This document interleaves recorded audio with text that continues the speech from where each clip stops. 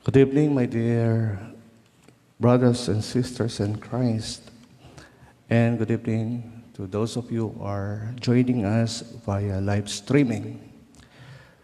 There's a writer whose name is Mark Twain, who once wrote, "There is a charm about the forbidden that makes it unspeakable desirable." What is this? Mark Twain was referring to temptation. Alam natin, whenever a temptation comes to us, it comes to us as something like attractive and desirable. Otherwise, if it comes to us something like horrible or frightening, palagay ko, wala talagang matutukso. Long time ago, there was this man who happened to visit his farmhouse, and he found out that doon sa bahay, maraming daga. So sabi niya, bago matulog, naglagay siya ng rat killer. To his great surprise, when he was on his bed, ang dami pala. And the following day, kita niya nangamatay ang daga. What is the moral lesson? Itanong mo sa bata, sasabihin, wag pong kumain ng kung ano-ano, baka po sumakit ang tiyan at baka po mamatay. Mayroong wisdom yung bata, no? Pero alam natin ang ibig sabihin sa mas malalim na perspektibo. What the rat thought as something good to eat was actually deadly, poisonous.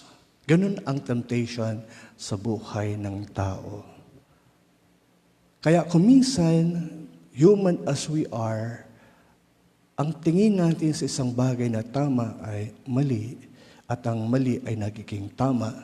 Kasi kung minsan ang basis natin ay yung society, once something that is wrong, tinanggap ng society, parang it becomes a part of our daily lives.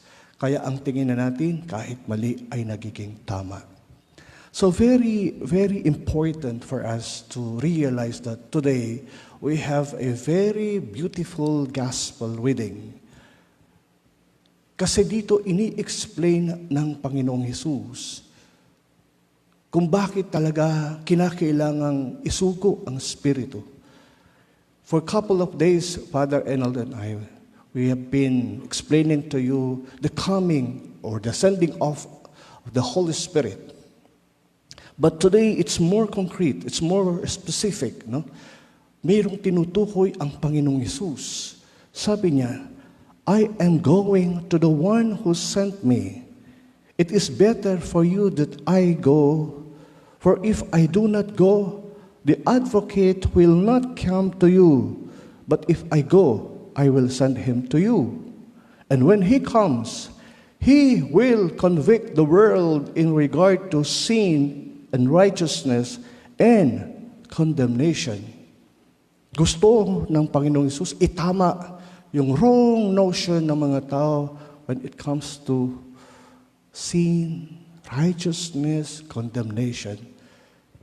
The Spirit of God is going to guide us sa ating buhay sa araw-araw. Kaya kung paanong tinuruan, ginabayan ng mga alagad in the past, sa panahong ito, tayo naman ang kanyang tinuturuan. So allow me to share with you my reflection, and this has something to do with sin. Specifically, my topic is basic reasons why we need to avoid sin. And for the sake of retention, and recall, kaya allow me to make use of the word sin. Okay? Yan. S stands for self-destruction. Self-destruction. Then I stands for impediment to communal life. And lastly, negligence of one's sacred duty. Yan ang sin. So let's talk about the first point, which is self-destruction. Whenever we commit sin, Simply, ang ibig sabihin ay self-destruction. We are harming ourselves. We are destroying ourselves. Walang ibang kahulugan siya. Either physically, but more importantly, spiritually, and of course, sama ng emotional and psychological aspect of our own life.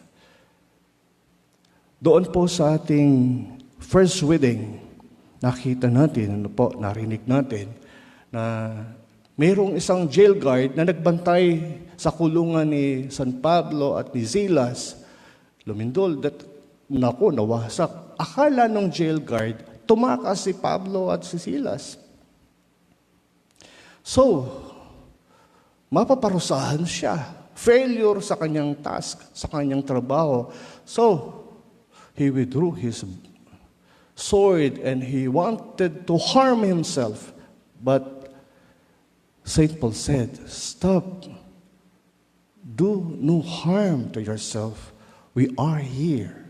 Narito kami. Huwag kang mag-alala. Huwag mong saktan sarili mo. So ito magandang challenge sa atin. Because at times, just like this jail guard, we feel sad. Or we are disappointed simply because of a certain experience.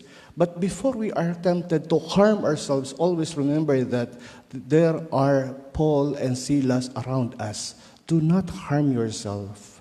We are here. Kung mag-alala, tutulungan ka namin.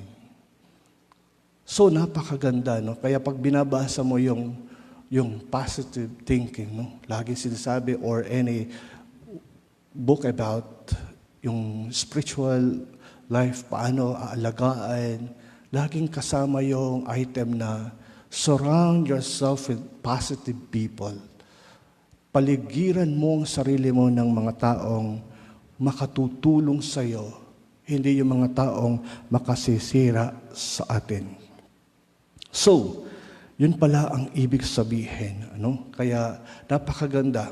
Itatanong nga natin sa sarili, kasi human as we are, we should be mindful of the fact that although our body is the temple of the Holy Spirit, minsan, tayo mahina, we also welcome the evil spirit. Kaya mayroong, kung may innate goodness ang bawat tao, since we acquire this evil spirit in us, parehong nananahan. The question is, who is more influential sa buhay natin? Kaya let us always be glad because Jesus has sent to us and we receive during our baptism, and sabi nga ni Father kahapon, sa confirmation, napakaganda, no? Tinagalog pa niya, na confirmation, meaning to say, yung pinagiging ganap, to make perfect, pinagtitibay yung ating pagiging Kristiyano by way of having the Holy Spirit in us who is actually our guide and siya rin ang ating tagapagtanggol. The second point is impediment to communal life. Impediment means hadlang. Ating laging iisipin na ang kasalanan has always a social impact and effect. Hindi siya pang sarili lang. Laging may epekto sa ating mga komunidad or sa family. Limbawa, scandal, kasalanan, no?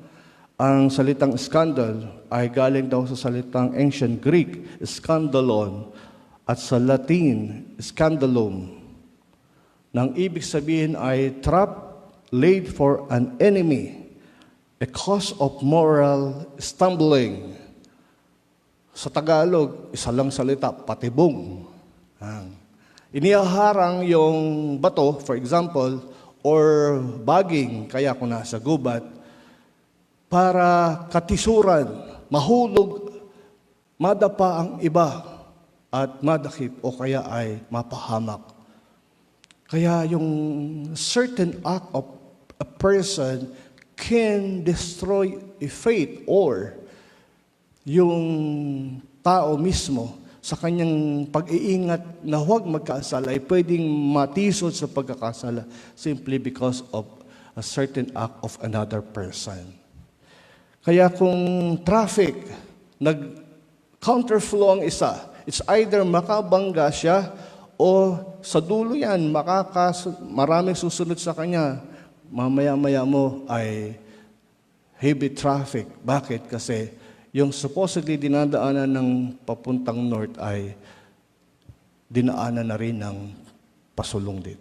Kaya salubong at naglalak. Yung mga taong nagkakalat ng fake news, yan, kapag ang tao ay naniwala sa kanyang fake news, ay di injustice sa mga taong naniwala. Gayon din sa isang estudyante, nagyakag, mag-cutting class, o di may epekto doon sa kanyang mga kaklase. Napakaganda, again, in our first reading, kung paano pinakita yung epekto ng ating ginagawa sa ating community.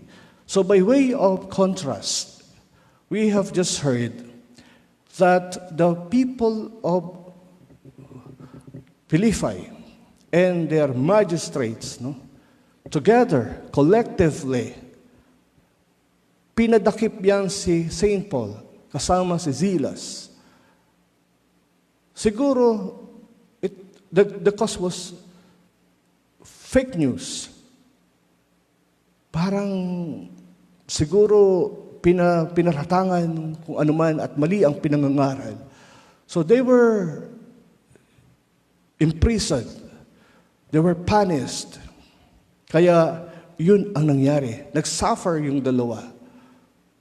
Isang bahagi ng kanilang persecution.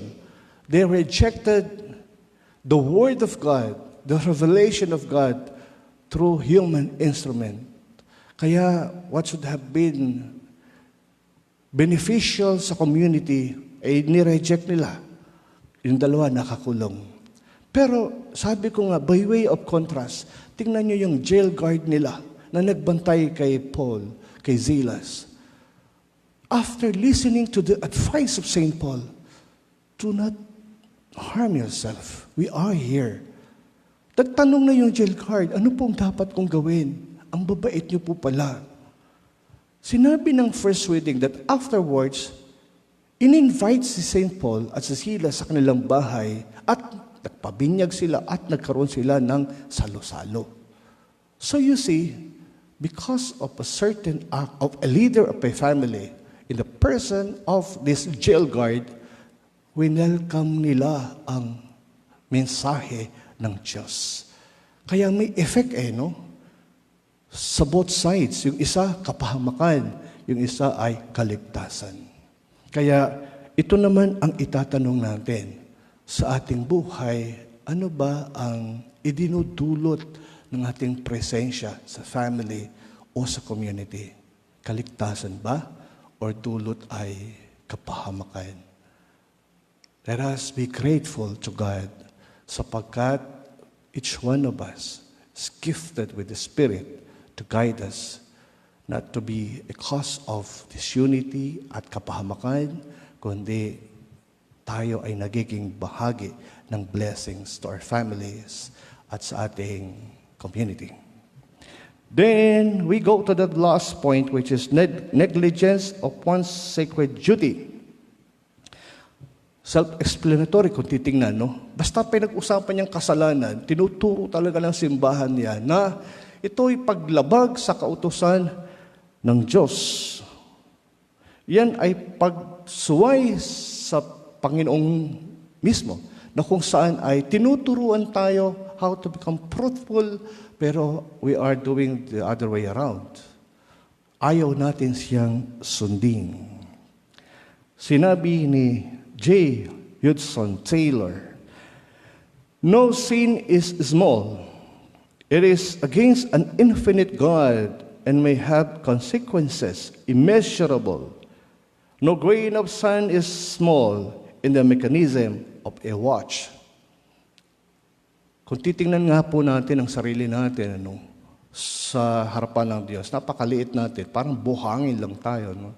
Yung kanyang kapangyarihan, tapos we offend Him by way of committing a sin. May epekto. Ang pagkakaiba lang ng buhangin na inilagay mo sa mekanismo ng relo, may epekto sa relo, nasisira.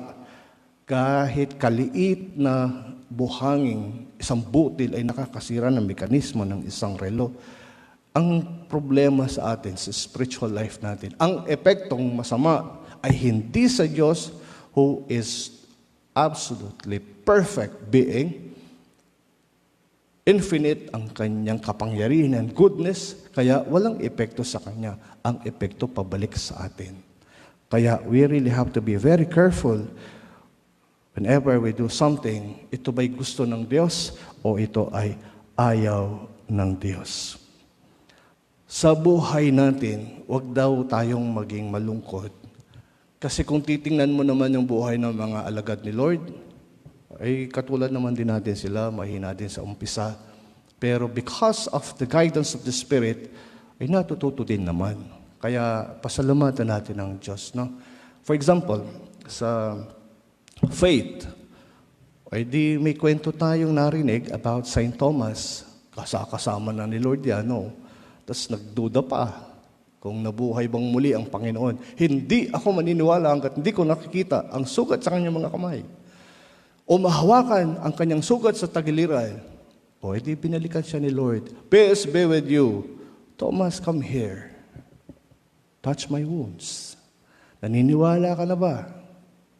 Dahil nakita mo ko. Yan, di ba? Tinulungan siya ng Panginoon para siya ay makapagbagong paniniwala o buhay. Makapagsumula ng bago matapos magduda. Hope. Nako, yung dalawang alagad, on their way to Emmaus, they wanted to start a new life. Iba na, namatay ang kanilang kinikilalang Diyos na nagkatawang tao, ang Mesiyas, Savior. O di, siya ay tinulungan din ng Panginoon. Balik sila sa Jerusalem. Charity. Then we remember Peter. Kilala mo yan, kasama ka niya. 3 beses itinatuwa ang Panginoon. Ang sakit, kaibigan mo, tatatuwa ka. Ano? Masakit yun. Pero later on, pinabawi siya ni Lord. Simon, son of John, do you love me more than this? Lord, you know that I love you. Feed my sheep. Simon, son of John, do you love me more than this? 3 beses siyang tinanong. Kasi 3 beses mo akong itinatuwa, ay kaibigan mo ko. So you see, the Lord is giving us chances, no, to start a new life. And we have to thank Him because of the Spirit of God is in us and with us. Hindi tayo iniwanan. Hindi tayo pinababayaan. God is always in our midst. We just have to feel His presence and we just have to listen to Him. Especially before doing a certain act. Dahil ang bawat ginagawa, good and bad, ay laging may epekto sa kapwa. Just to end this homily, remember, napanood ko sa TV, yung isang kwento kukwento, no? Dahil mayroon palang isang doktor na namatay because of COVID. Pero ang kanyang cause ay aksidente lang na nangyari, that there was this patient who went to the hospital para sa isang normal na check-up. Unfortunately, hindi i-declare ng pasyente na siya'y galing sa ibang bansa. Later on lamang, nang nakitang positive, tsaka niya inamin. But unfortunately, yung doktor at 2 nurses ay nadamay na. Contaminated sila. So therefore, yung 2 nurse naka-recover. Unfortunately, yung doktor ay namatay. Anong sakit doon sa pamilya? Sabi nga nung anak na lalaki, ang sakit nun. Kasi yung huling oras, huling sandali ng daddy ko, hindi ko mayakap dahil bawal. Patay na, hindi mo pa malapitan dahil bawal. Nilibing ng ganun kabilis dahil nga sa COVID. Isang iglap na wala agad siya. Yung namang mga doctors, yung frontliners, nanghihina din minsan Dahil pag nakikita at ganito ang nangyayari sa kasama nila, nanghihina din pala. Yun yung nakakalungkot. Saan nag-umpisa? Sa simpleng pagsisinungaling, hindi sinabing siya'y galing sa abroad. At nadisgrasya na ang iba at nadamay na ang pamilya. So you see, ito ang danger ng buhay at present. Physically, we have this COVID-19, contagious and deadly. But always be mindful of the fact that there is also an equally contagious and deadly, which is brought about by sin, kasalanan. But there's always a reason for us to live meaningfully and courageously. Why? Because Jesus has sent to us His Spirit. So there is a way for us to live peacefully, meaningfully, and fruitfully. Please all stand.